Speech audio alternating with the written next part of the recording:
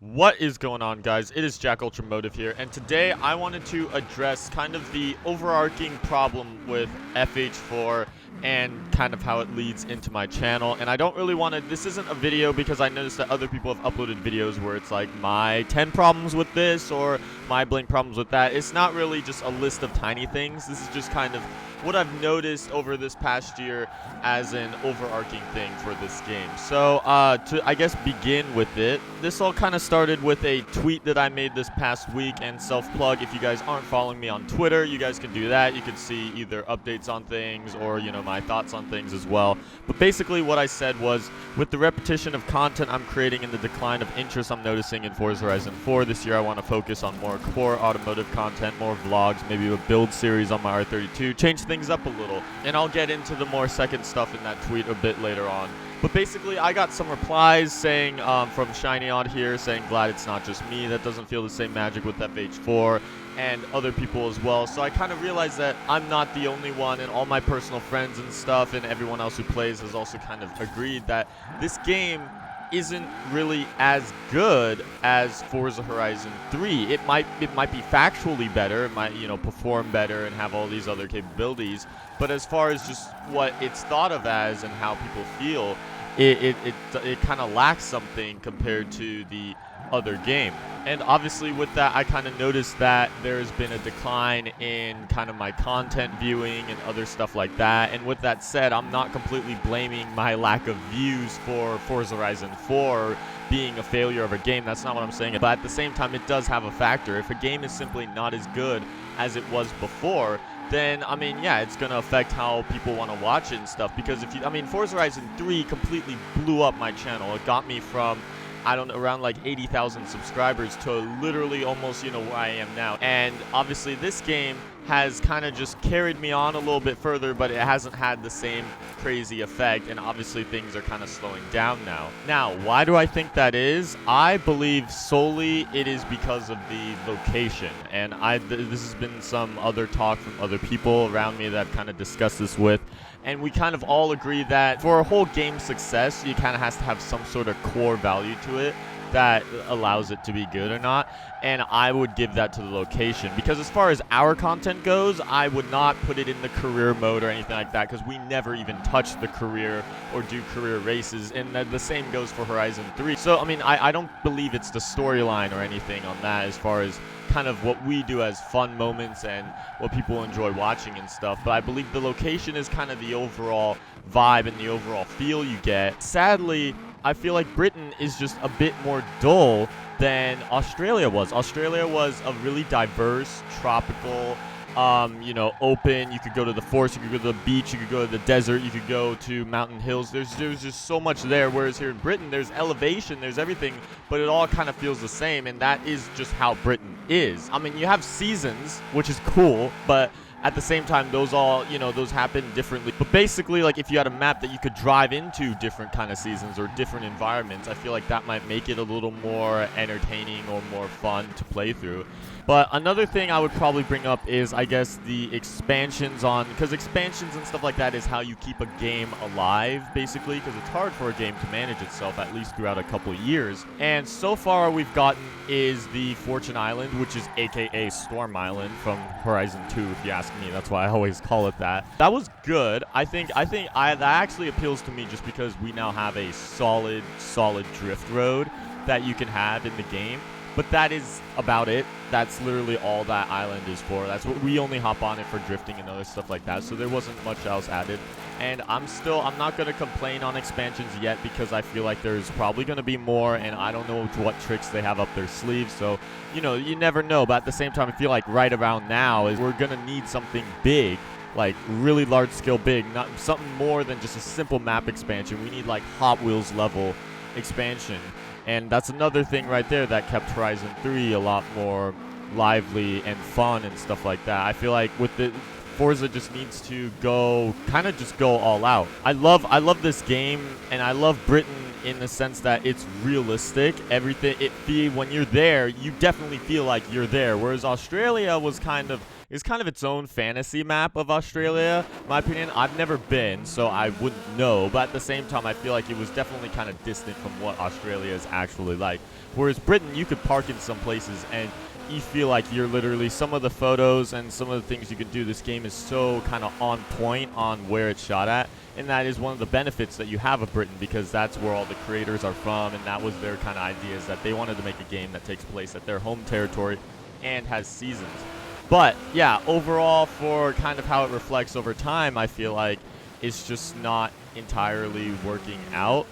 And I believe there's definitely other factors involved, like I'm not sure if maybe there could be more customization added, or I'm not sure how. I haven't really complained about the cars that's been added to the game. I like the weekly editions and other stuff like that they have. So I'm pretty satisfied with all of that. But right now, I'm sure if you guys think there's other points that I missed on maybe why this game isn't as successful as Horizon 3, then yeah, you could put it in the comments or something and let me know your thoughts. But I also kind of want to transition this over to how it reflects on my channel and how I'm doing. And obviously, yeah, I've been slowing down a little bit. I mean, I feel like I've always uploaded around the same pace. I always upload either every other day or usually at least like twice a week. And that's just simply because I'm still in high school. I'm finishing up high school right now.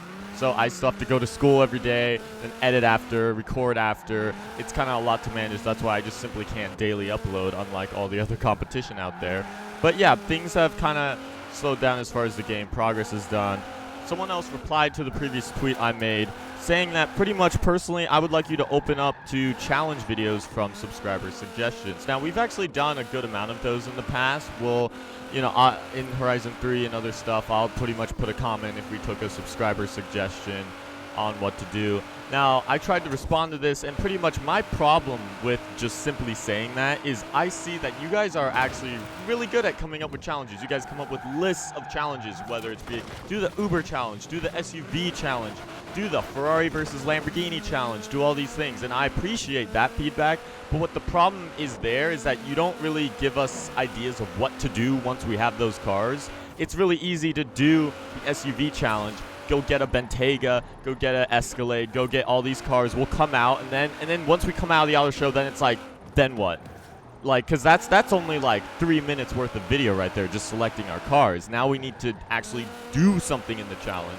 And I'm not sure if you guys just expect us to handle all of that, but it's kind of hard to just that's the actual hard decision making there. So pretty much what I'm saying is that if you guys want to leave suggestions, I'd greatly appreciate is that if you guys pretty much, come up with some fun ideas of what to do with these cars once we all take them out and stuff. Because one thing that I notice is that a lot of content creators, they'll compare these cars, and what they'll do is, oh, let's just do a drag race. Oh, let's just do a circuit race. And I value my content, and I find it really repetitive and kind of boring and just sloppy to literally just do race after race to compare cars. Because, like, unless you are literally a professional racer, I guess, which we are not, we enjoy doing things for fun, then, the races kind of get repetitive over time, and I like to try and do fun outside-of-the-box challenge ideas as far as that goes. So that's pretty much my point with that.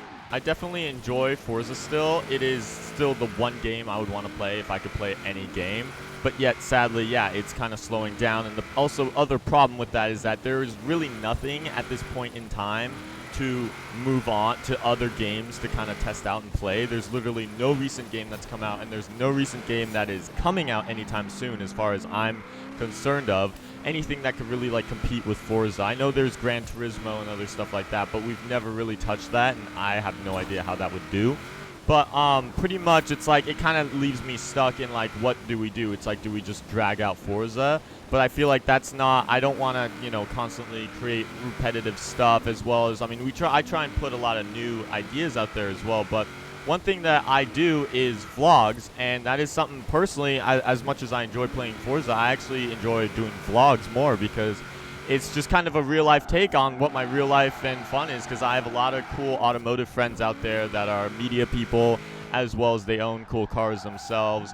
And I still have my Focus RS, and then my Nissan that is sometimes working and stuff that could only be taken out so much. But I have the 2 cars, and I love to create content on them and stuff, and I really enjoy myself doing that. And I have kind of an idea as far as things go. I'll probably put an update video in the future about what the R32 is in its current state right now.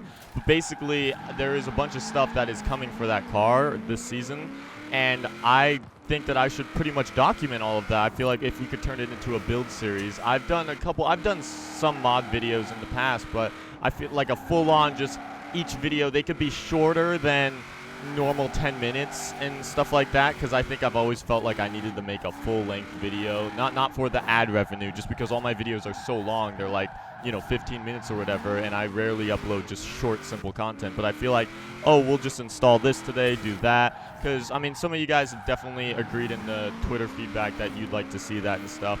There's also a good amount of events, stuff that I'm attending, and then just good ideas. I uploaded the Forza challenge in real life, aka kind of Top Gear style video that we did with the rental cars, and I was so proud of that video. I haven't felt so good about a video in so long.